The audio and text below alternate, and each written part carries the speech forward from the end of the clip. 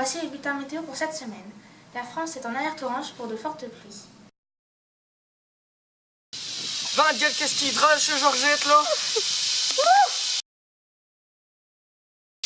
Gueule, Georgette, qu'est-ce qui drache? Ça fait 2 jours, ça, on n'en peut plus.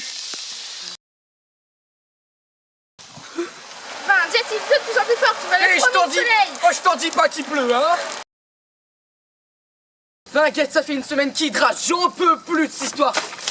Oh, il pleut des seaux, Georgette, hein? Oui, Robert. Oh, putise, toute l'eau qu'il y a. Dieu, c'est plus de saison. Ah, vite, faut se barrer, hein. Prends toutes les voitures.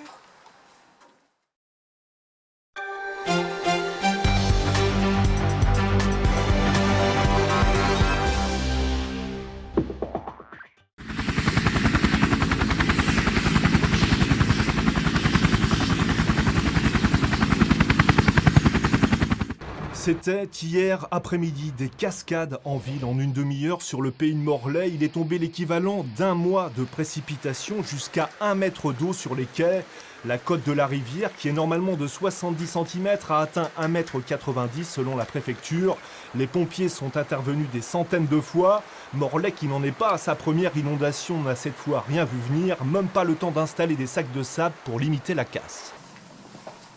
Cette situation est de plus en plus fréquente car le réchauffement climatique provoque de nombreuses inondations. Un groupe du collège Jean Moulin à Wallers a créé un prototype nommé INO. Ce groupe est constitué de 4 scientifiques, Enzo, Jade, Sinoal et moi-même, Lilouane. On va retrouver le docteur Brown qui va nous en parler de son laboratoire. Bonjour, je suis Dr Brown, scientifique au laboratoire Jean Moulin de Wallers.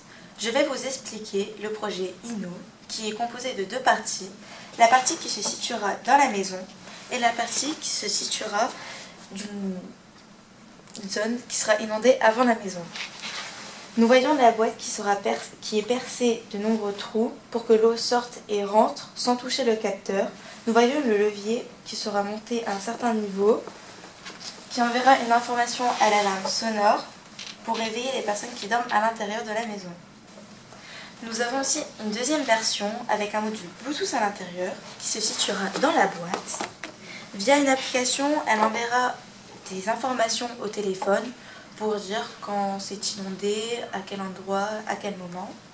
Nous avons aussi une 3e version avec une onde radio qui pourra protéger une plus grande zone et qui pourra alarmer tout un quartier. Voyons notre projet en action. Un boîtier est installé dans un point bas de votre maison, un câble le relie au module de l'alarme situé dans la maison. L'eau pénètre dans le boîtier, qui déclenche le capteur et qui fait sonner l'alarme ou le téléphone dans la maison en fonction de la version dont vous disposez. Vous serez donc réveillé avant que l'eau vous empêche de vous échapper. Merci docteur. Maintenant, nous retrouvons nos scientifiques pour une petite interview. Bonjour mesdemoiselles. Bonjour. Alors voilà, j'aimerais bien que vous nous présentiez votre projet. Comment vous est venue l'idée de ce projet? Mon grand-père a eu de nombreux problèmes d'inondation dus aux fortes pluies récentes, donc nous avons l'idée de faire un détecteur d'inondation. Un détecteur d'inondation? Et en quoi ce projet est innovant? Notre projet est innovant car la première version est avec une liaison filaire qui n'est pas chère. Notre deuxième version est avec un Bluetooth et un téléphone qui pourra prévenir un quartier. Et notre 3e version est avec une onde radio qui pourra prévenir toute une commune. Et donc, qu'est-ce qu'il vous manquerait pour mener à bien votre projet? Notre première version est terminée. Notre deuxième version, nous travaillons dessus. Mais pour notre 3e version, il nous faudra un peu d'aide. Je vous remercie et je vous souhaite bonne chance.